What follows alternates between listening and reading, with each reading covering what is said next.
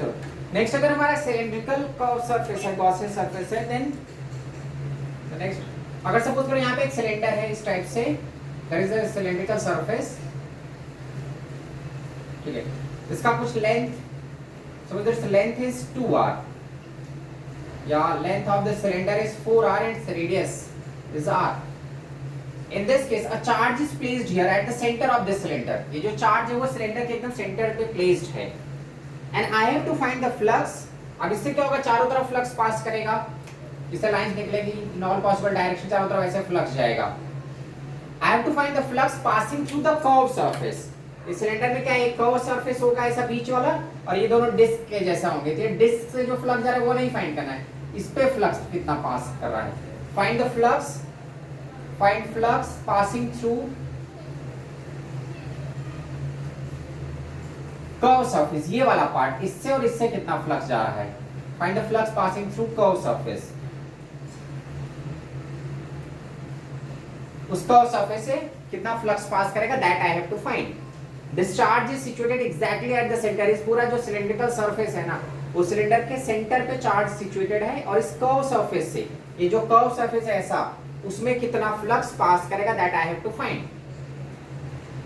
तो अगर मैं क्या करूं, मैं चाहूं तो डिस्क से, इस डिस्क में जो फ्लक्स जा रहा है इसको निकाल कर टोटल में से माइनस कर दूं, मतलब ये दोनों डिस्क का निकाल लो और उस टोटल में से माइनस कर दोगे तो हमको इस कर्व पार्ट का मिल जाएगा. और डिस्क का निकालना तो बहुत आसान है, easily we can find the solid angle. तो ये देखो, अगर ये पूरा 4r है तो ये कितना होगा, 2r, because the charge is exactly situated at the center. Clear? तो I can find the half angle. इसके लिए half angle निकालो. This is what theta, half angle. Cos theta निकाल लो. तो cos theta कितना हो जाएगा? Cos theta is equal to what? Adjacent, that is 2r upon root of 5r. Because ये part root of 5r हो जाएगा hypotenuse. तो कितना हो जाएगा, 2 by root of 5. और हम ऐसा भी कर सकते हैं, जैसे मैं अल्फा ले लेता हूं ना, तो उतना ही अल्फा ये साइड में भी बनेगा. ये जो डिस्क है ना, ये वाला पार्ट, ये यहाँ पे अल्फा एंगल सबटेंड कर रहा है. तो अगर मुझे डिस्क का फ्लक्स निकालना होता तो मैं निकाल लेता, पर मुझे डिस्क का नहीं चाहिए, मुझे कर्व सरफेस का चाहिए. तो ये हमारा कर्व सरफेस का एंगल मैं निकाल सकता हूँ. या चलो इस डिस्क का निकाल लो, टोटल में से माइनस कर दो, जाने दो. इसी को ये अल्फा निकाल लिया ना मैंने, कॉस अल्फा, ठीक है. तो यहाँ से सॉलिड एंगल कितना होगा, solid angle is equal to 2 pi 1 minus cos alpha, that is 2 by root of 5. This is the solid angle. Now find the flux passing through this disc. इस disc में से कितना फ्लक्स पास कर रहा है, ये हमारा डिस्क के लिए, ये जो डिस्क शेप है उसका फ्लक्स, सॉलिड एंगल मैंने निकाला. तो मैं इसमें से फ्लक्स निकालूंगा, तो हमको वही फिर सेम फॉर्मूला, 4 पाई में से कितना जाएगा, total charge q by epsilon naught, because the total charge at the center is q by epsilon naught. So total 4 pi, अगर 4 pi सॉलिड एंगल है तो फ्लक्स कितना है, q by epsilon naught. So unit solid angle में कितना जाएगा, q upon 4 pi epsilon naught. Now through this ये जो निकाला मैंने, इसमें से कितना पास करेगा, जस्ट मल्टीप्लाई कर दो.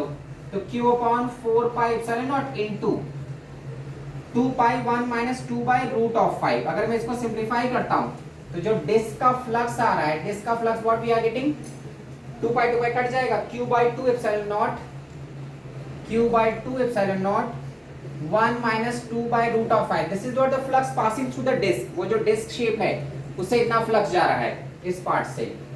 हमको चाहिए कर्व पार्ट से, हमको डिस्क का नहीं चाहिए था, क्वेश्चन में कर्व पार्ट का पूछा हुआ है. तो हम क्या करेंगे, जो टोटल फ्लक्स कर्व में जाएगा, कर्व पार्ट में क्या होगा, टोटल फ्लक्स माइनस दो डिस्क हैं, दो डिस्क शेप है, एक ये साइड में और एक ये साइड में. तो इन दोनों के फ्लक्स को मैं माइनस करूंगा, तो टोटल फ्लक्स में से दोनों डिस्क के फ्लक्स को माइनस कर दो. Clear? The flux passing through the curve part is total flux minus 2 times of the flux passing through this disc का पार्ट. तो अब देख लो, हमको कर्व पार्ट का निकालना है. टोटल फ्लक्स क्या होता है, total charge divide by epsilon not, total charge q divide by epsilon not minus 2 times of, ये जो मैंने फ्लक्स निकाला डिस्क के लिए, तो डिस्क के लिए फ्लक्स यहाँ पे निकाला हुआ है. तो क्या हो जाएगा, q by 2 epsilon naught 1 minus 2 by root of 5. इसी को सिंप्लीफाई कर लो. तो अगर मैं सिंप्लीफाई करता हूं तो 5 through the curved part, flux passing through the curved part is equal to q by epsilon not minus, यहां से क्या होगा 2 कैंसिल हो जाएगा, q by epsilon not 1 minus 2 by root of 5, simplify कर लेंगे, q by epsilon not common ले लो, what we are going to get 1 minus 1 plus 2 by root of 5, ये 1 minus 1 0 हो जाएगा, what flux we are going to get 2 q by root of 5 epsilon naught. This is what the flux passing through the curve part.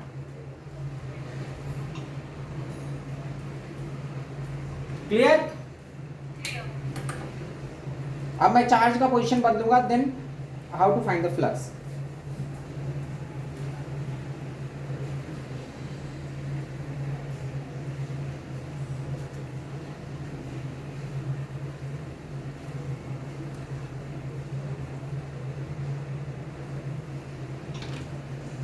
अब suppose कर इसी charge के position को मैं change कर रहा हूं, क्वेश्चन सेम है, I am just changing the position of the charge particle.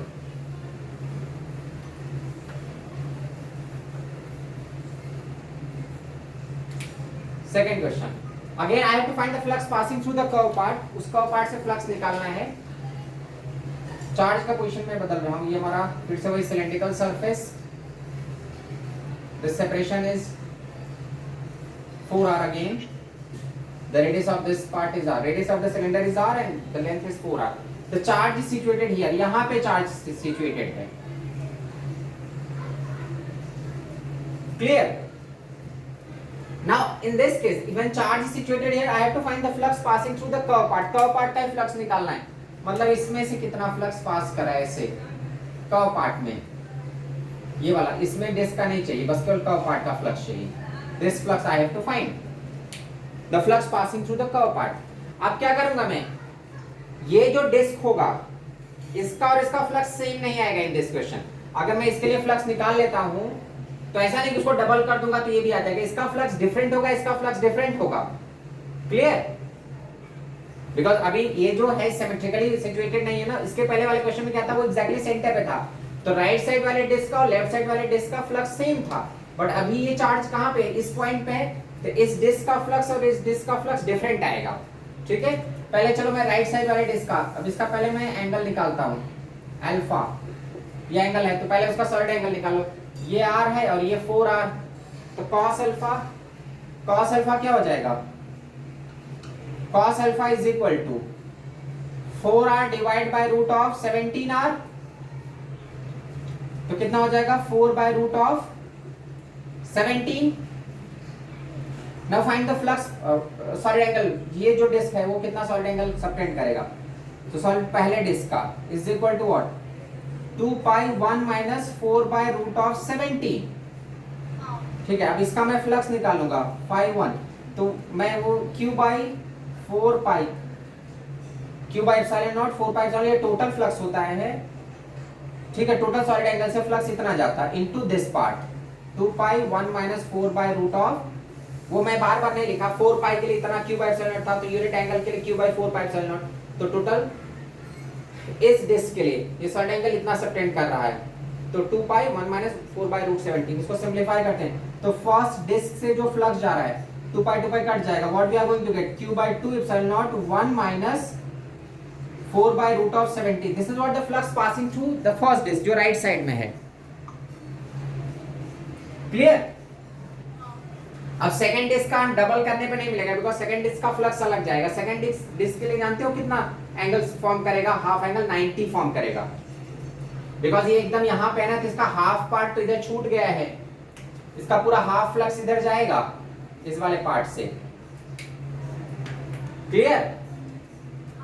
ये जो है ना, अगर मैं यहाँ पे ऐसा कर्व सरफेस बनाता हूँ तो ये जो चार्ज है वो एग्जैक्टली सेंटर पे सिचुएटेड है, तो ये जो हेमिस्फेरिकल सरफेस होगा ये हाफ फ्लक्स कवर कर लेगा.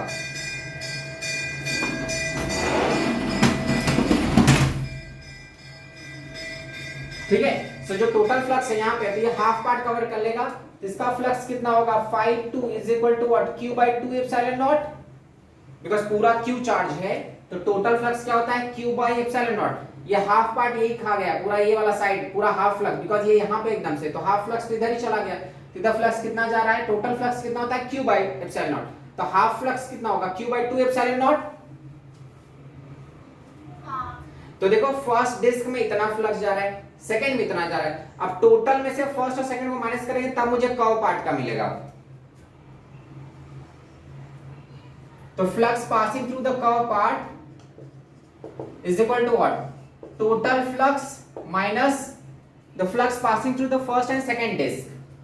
तो फर्स्ट डिस्क का फ्लक्स माइनस सेकंड डिस्क का फ्लक्स, तो टोटल क्या होगा q by epsilon not minus first में कितना जा रहा है q by 2 epsilon not 1 minus 4 by root of 17 minus second disc का तो हाफ फ्लक्स ही निकाल रहा है वो q बाई 2 एप्सिलॉन। बस इसी को सिंपलीफाई कर लो तो हमारा कर्व पार्ट का फ्लक्स आ जाएगा। पूरे में से क्या कॉमन ले सकते हैं, q by epsilon not common ले सकते हैं। तो 1 minus 1 by 2 minus 1 upon 2 1 minus 4 upon root of 70, simplify कर लो इसी को। तो q by epsilon not 1 minus 1 by 2 कितना हो जाएगा, half minus half plus 4 by root of 70। ये इसमें 1 माइनस 1 बाई 2 इज 1 बाई 2, तो 1 बाई 2 ये भी माइनस 1 बाई 2 अंदर मल्टीप्लाई होगा, ये टर्म प्लस हो जाएगा, ये कट गया तो 4 बाई रूट ऑफ 17। तो flux passing through the curve part is equal to what, q by epsilon naught 4 by root of 17. This is what the flux passing through the curve part. तो इस case में जो दोनों side के disc थे, right side वाला disc और left side वाला डिस्क, उनमें सेम फ्लक्स नहीं पास कर रहा था बिकॉज चार्ज सिमेट्रिकली सिचुएटेड नहीं है।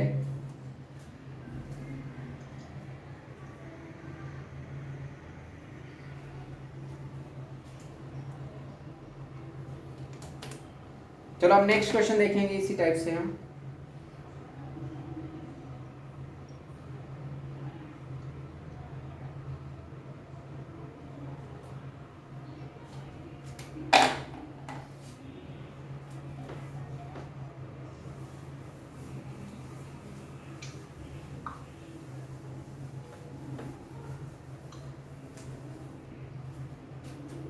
थर्ड क्वेश्चन, मैं चार्ज का पोजीशन फिर से चेंज कर रहा हूं। अब यहां पे again I have to find the flux passing through the curve part. Charge का लोकेशन बदल रहा हूं मैं। ये हमारा सिलेंडर है, this is of radius 4r, मतलब लेंथ इसका 4r है और इसका रेडियस r है। The charge is situated somewhere here, यहां पे चार्ज सिचुएटेड है, इस साइड से वो 3r है और इस साइड से r का सेपरेशन है। The separation of this charge from the left side is r and from the right side it is 3r. The charge is situated here. I have to find the flux passing through the curve part. अब इस curve part में कितना flux pass करेगा, केवल curve part का निकालना है अपने को। तो समझ रहे हो ये वाला फ्लक्स, ये जो जा रहा है ऐसे डिस्क वाला नहीं, केवल कर्व पार्ट में this way, only this flux I have to find. इतना ही केवल the flux which is passing through the curve part. तो फिर से हम क्या करेंगे, दोनों डिस्क का फ्लक्स निकाल लो, टोटल में से क्या कर दो minus. I can find the flux for this disk and flux for this disk. ये जो डिस्क पार्ट है इसमें से कुछ फ्लक्स जाएगा उसको निकाल लो और इसमें से भी जाएगा उसको भी कैलकुलेट कर लो, टोटल में से माइनस कर दो दोनों डिस्क का, तो हमको क्या मिल जाएगा, flux passing through the curve part. Clear? आवाज, अरे तुम्हारी आवाज नहीं आ रही। ये वाला ये चार्ज यहाँ पे सिचुएटेड है इस केस में, तो इस डिस्क का अलग फ्लक्स आएगा, इसका अलग, बट वो दोनों मुझे नहीं चाहिए, मुझे तो केवल कर्व पार्ट में चाहिए जितना मैंने यहाँ पे लाइन शो किया हुआ है। तो हम क्या करेंगे, इस डिस्क का निकालूंगा, राइट साइड वाले डिस्क का, लेफ्ट साइड वाले डिस्क का, और टोटल में से उन दोनों डिस्क को क्या करूंगा माइनस।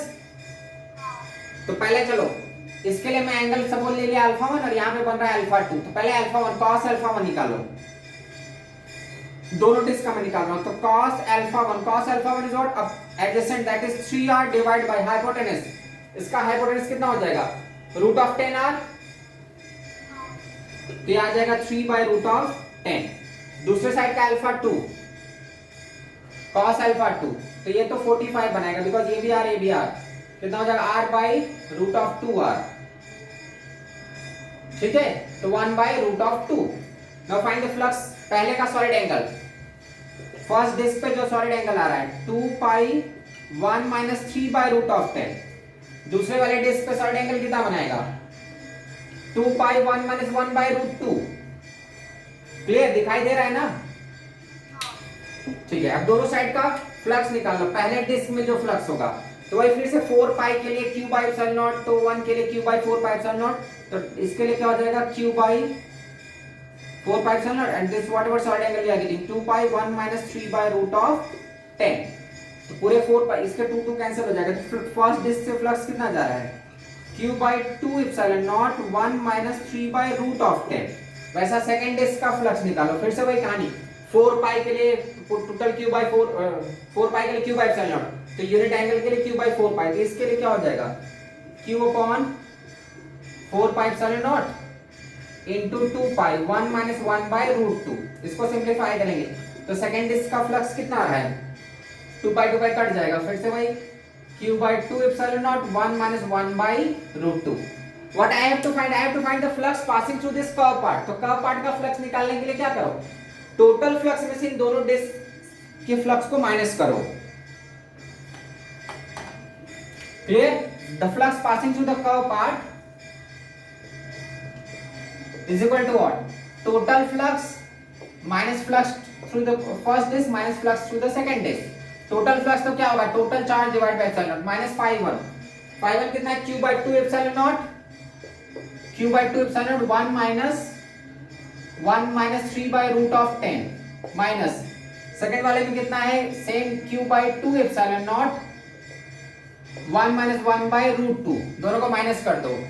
तब पूरे में से क्या कॉमन ले सकते हैं q बाय एप्सिलॉन मैं बाहर कर दे रहा हूं, तो 1 minus 1 by 2 plus 3 by root of 10 minus 1 by 2 plus 1 upon root of 2।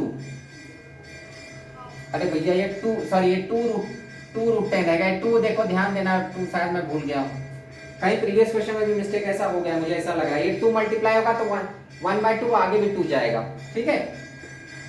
तो q बाय एप्सिलॉन नॉट प्रीवियस क्वेश्चन में भी ध्यान देना, इसमें शायद मैं कहीं 2 भूल गया होगा तो उसको करेक्ट कर लेना। तो q बाय एप्सिलॉन नॉट ये 1 माइनस हाफ ये कट जाएगा पूरा 3 by 2 root 10 plus 1 upon 2 root 2, 3 by 2 root 10 plus 1 upon 2 root 2। इसको चाहो तो q बाय 2 एप्सिलॉन नॉट बाहर कर दो, तो 3 by root of 10 plus 1 upon root of 2। ये हमारा फ्लक्स है, the flux passing through the curve part.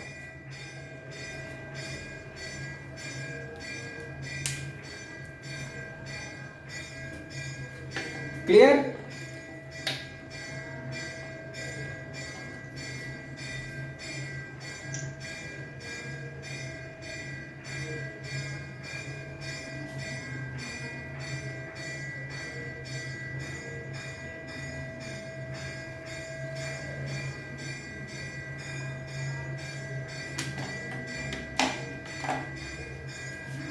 समझाएं तक? हाँ, अब नेक्स्ट में पॉइंट चार्ज नहीं चार्ज वायर लेता हूं, अगर पूरा पूरा वायर चार्ज है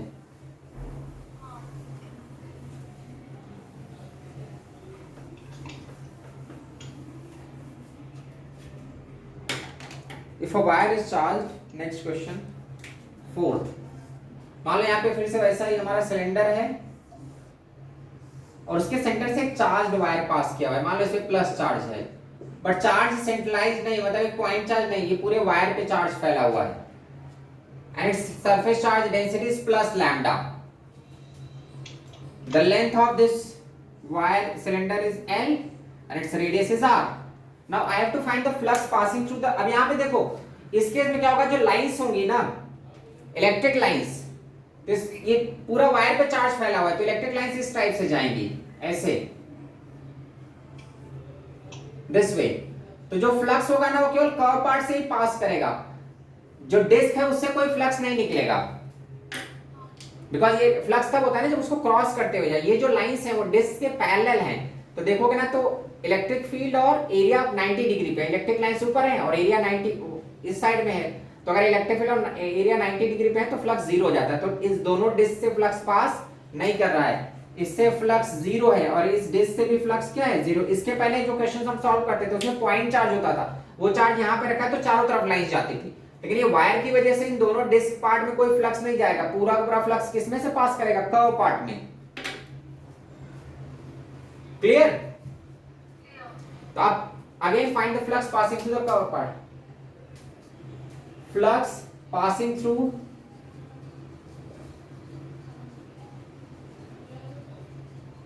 कर्व पार्ट, कर्व पार्ट्स में कितना फ्लक्स पास करेगा। अब देखो यहां पे हमको फिर से क्या निकालना होगा, solid angle. Clear,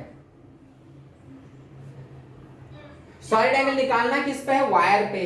point charge पे तो बहुत आसान होता था, ये तो पूरा वायर है, तो कहां है, हम कहां पे मानेंगे, चार्ज तो हर जगह है, इन हर एक पॉइंट पे चार्ज है। ठीक है, तो अगर मैं यहाँ पे सॉलिड एंगल निकाल लेता हूं तो वही सॉलिड एंगल हर जगह फॉर्म होगा, मतलब इस वायर के किसी एक पॉइंट पे अगर सॉलिड एंगल निकाल लेते हैं तो वही सॉलिड एंगल हर एक पॉइंट पे फॉर्म होगा due to this curve part. जैसे जो कर्व पार्ट यहाँ पे सॉलिड एंगल बनाएगा वही हर एक पॉइंट पे, हर एक जगह चार्ज फैला हुआ है। तो जरा इसका टॉप व्यू देखो, मतलब समझो तुम्हारी आंख यहाँ पे है, यहां से हम देख रहे हैं इस साइड से, जरा इसका टॉप व्यू देखेंगे। टॉप व्यू अगर इधर से हम देखते हैं तो हमको एक सर्कल दिखेगा,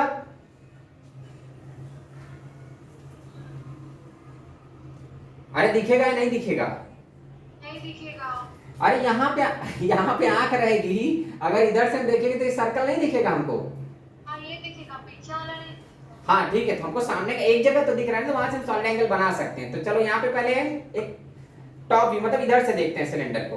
तो ये हमारा जो है, अगर आंख से देखते हैं तो हमको ऐसा दिखेगा इस टाइप से। ठीक है, और वायर यहां से पास किया हुआ है। क्लियर, और वैसे यहाँ पे तो चलो, यहाँ पे तो इतना झंझट लेने की, यहाँ पे हमको टोटल फ्लक्स चाहिए ना, टोटल फ्लक्स में कुछ टेंशन ही नहीं लेना, चलो वो तो हम अगले क्वेश्चन में देखेंगे। यहाँ पे हमको क्या चाहिए, total flux passing through the curve part. तो टोटल फ्लक्स क्या होगा, total charge divide by epsilon not, this is the total charge enclosed with in that Gaussian surface. ये हमारा जो सिलिंड्रिकल गॉसियन सरफेस है उसके अंदर कितना चार्ज इनक्लोज्ड है, तो चार्ज क्या हो जाएगा, lambda into L divide by epsilon not, because एक पॉइंट पे लैम्डा चार्ज है, लीनियर चार्ज डेंसिटी लैम्डा है, तो एक पॉइंट पे लैम्डा चार्ज है, तो पूरे वायर पे यहां से यहां तक का चार्ज ही कवर हो रहा है, इस सिलेंडर के अंदर यहां से यहां तक का चार्ज कवर्ड है। तो जो चार्ज इनक्लोज्ड होता है only that charge is responsible for the flux. तो Q flux is equal to what, total charge divide by epsilon naught. तो टोटल चार्ज क्या हो जाएगा, lambda into L divide by epsilon not. ये तो चलो सिंपल हो गया, इसमें तो झंझट ही नहीं करना था, वो उतना टॉप व्यू हम तब देखेंगे जब एंगल बदलता हो। ये तो पूरा ही चारों तरफ कवर कर रहा है ना वायर को, तो टोटल फ्लक्स ही निकालना था। तो टोटल फ्लक्स कितना हो गया, lambda into L divide by epsilon not. Clear, हाँ वो सॉलिड एंगल पे, यहाँ पे तो हमारा आसान था, तो हम सॉलिड एंगल के झंझट पे नहीं गए।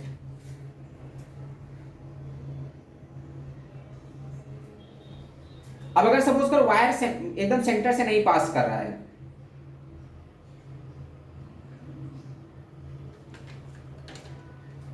वो सॉलिड एंगल का हमारे चक्कर कब आएगा, जब अगर वायर एकदम सेंटर से नहीं जाए, तो उस केस में कैसे हम सॉल्व करेंगे।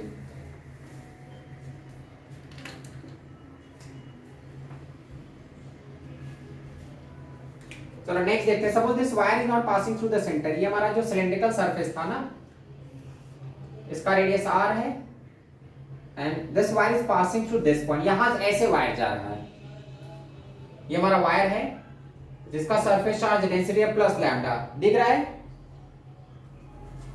This wire is passing through this and surface charge density is plus lambda यहाँ पे पॉजिटिवली चार्ज वायर है, but it is not passing through the centre, ये सेंटर से नहीं जा रहा था, और हमको फ्लक्स पास करना है, find the flux passing through the curve part. ये पूरा का पूरा सिलेंडर कंप्लीट नहीं है, केवल यहां तक ही है, बिकॉज़ पूरा सिलेंडर होगा तो टेंशन नहीं, तो total charge divide by epsilon naught, उसमें तो वो हमको आता है। ये हमारा पूरा सिलेंडर नहीं, केवल हाफ सिलेंडर है ऐसा, इसी में से फ्लक्स बताना है अपने को, मतलब नीचे है लेकिन हमको उसका फ्लक्स नहीं चाहिए, हमको फ्लक्स केवल ऊपर वाले हाफ पार्ट का चाहिए। Clear, so find the flux passing through the upper curve surface. इस अपर सरफेस से कितना जा रहा है, नीचे से कितना जा रहा है, ये नहीं फाइंड करना है अपने को। क्लियर, अगर टोटल फाइंड करना होता तब कोई टेंशन है, टोटल में से total charge divide by epsilon naught, तो उसमें कुछ दिमाग नहीं लगाना है, लेकिन यहाँ पे अपने को कितने पे चाहिए, केवल ऊपर वाला जो हाफ सिलेंडर है ना उसमें से ही फ्लक्स बताना है, नीचे वाले हाफ सिलेंडर का फ्लक्स नहीं फाइंड करना है। Find the flux passing through the curve part, upper curve part.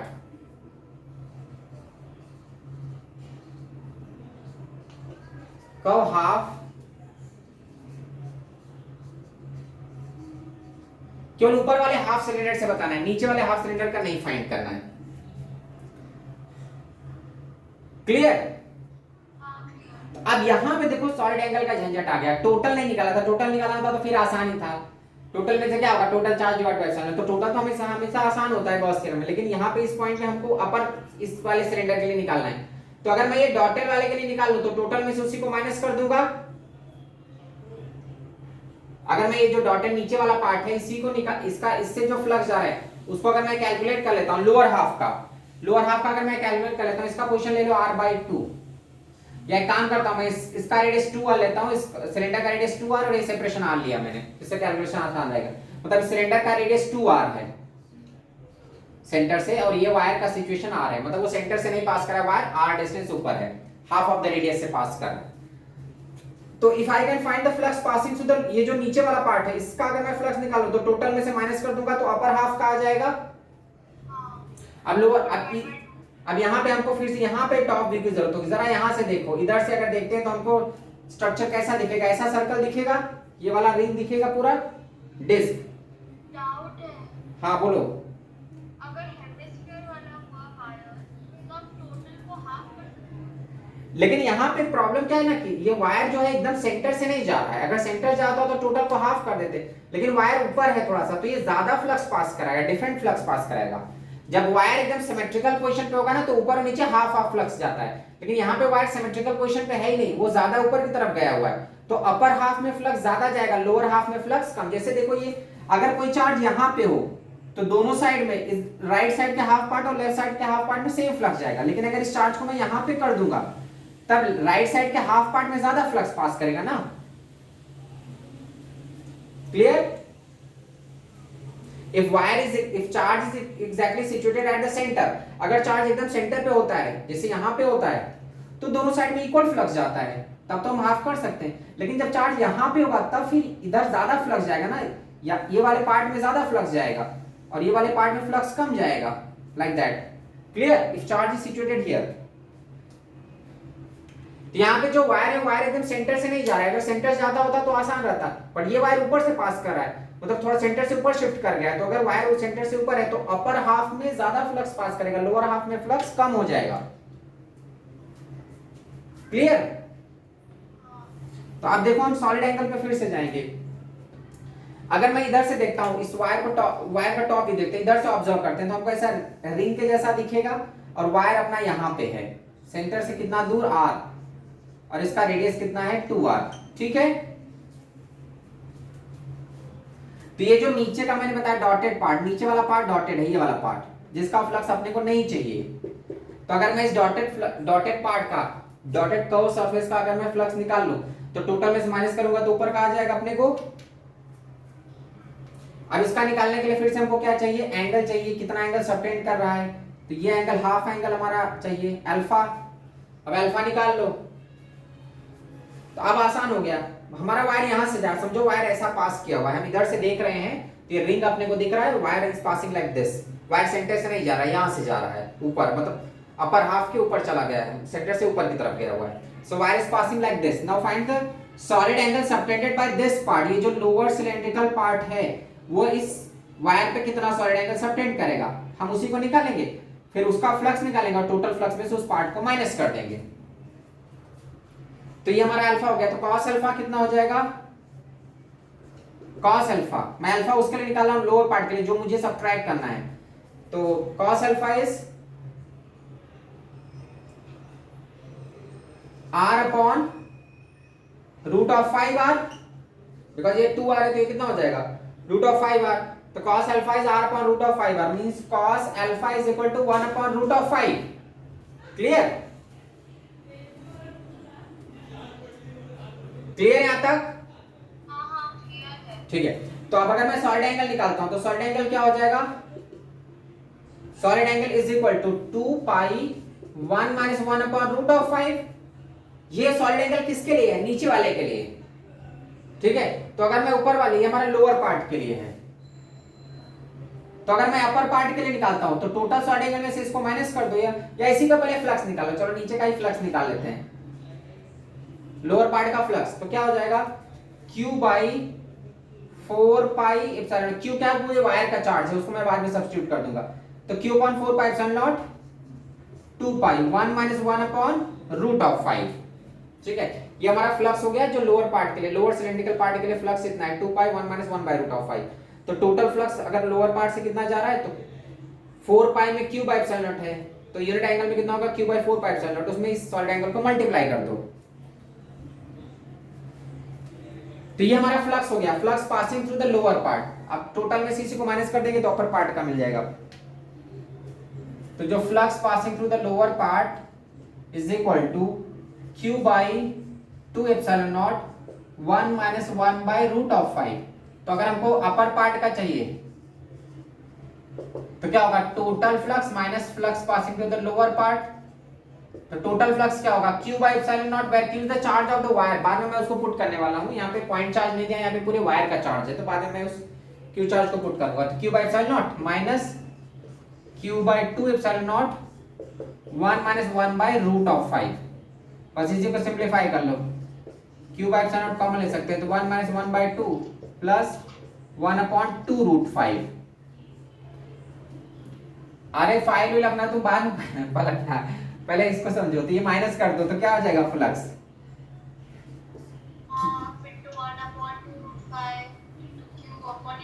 One एक सेकंड यहाँ पे मिस्टेक हुआ, 1 माइनस, ठीक है 1 माइनस 1 बाई 2 प्लस, हाँ ठीक है। तो ये q by epsilon naught 2 epsilon not common ले लो, तो ये हाफ था, तो 1 plus 1 upon 2 root of 5। This is what the flux passing through the upper curve part. तो अपर कर्व पार्ट में इतना। यहाँ पे देखो हमको शॉर्ट एंगल पे क्यों जाना पड़ा, क्वेश्चन मैं फिर से समझा रहा हूँ। ये जो वायर है, वायर एकदम सेंटर से नहीं जा रहा है। अगर वायर एकदम सेंटर से जाता तो हाफ फ्लक्स ऊपर जाता, हाफ फ्लक्स नीचे जाता, तो कोई टेंशन नहीं था। लेकिन यहाँ पे जो वायर है वो ऊपर शिफ्ट कर गया, तो जब वायर ऊपर शिफ्ट कर जाएगा तो अपर हाफ में फ्लक्स ज्यादा पास करेगा, बिकॉज अपर हाफ में वायर एकदम अंदर है। तो उस केस में क्या, अगर वायर जैसे यहाँ पे होता दिस वे, इधर से तुम देख रहे हो टॉप व्यू, तो वायर अगर ऐसे रहता, ऐसे तो हमको यहाँ पे ऐसे दिखता। तो अगर wire, if wire is like this, तो upper half and lower half में सेम फ्लक्स जाता। लेकिन वायर